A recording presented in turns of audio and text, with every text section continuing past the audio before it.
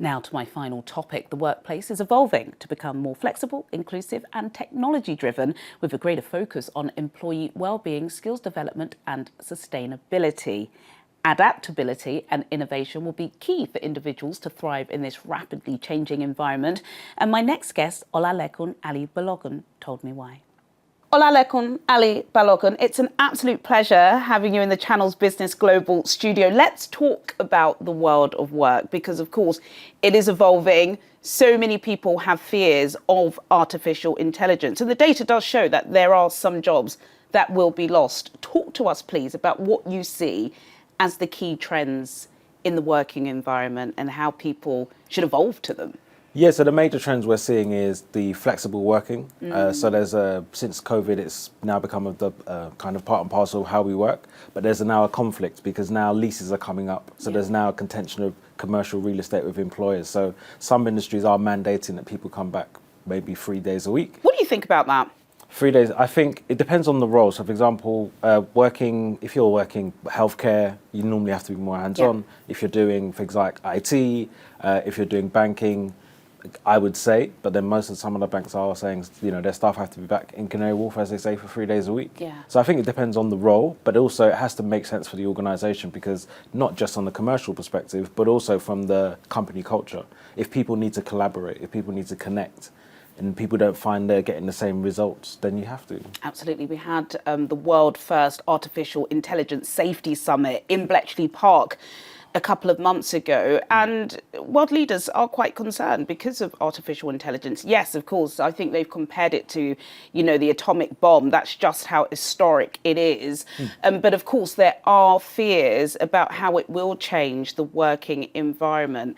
In journalism, you can't really use much AI, but are you seeing that there are some skills, particularly surrounding that technology, that people do need to learn?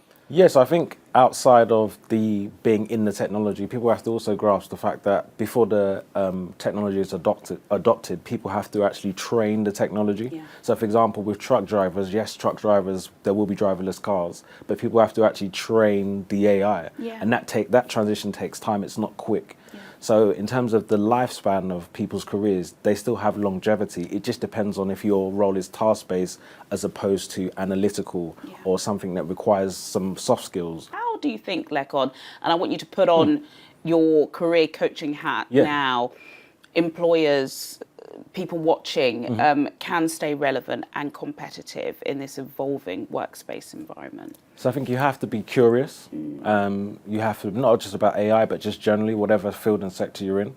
You've got to be a problem solver. So someone that can not just turn up and tick the box, but someone that thinks outside of the box to make the business move forward.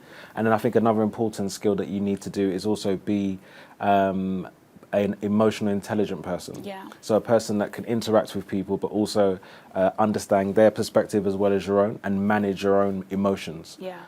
So gone are the days where you can just, because I see it more often now, people take wellness days.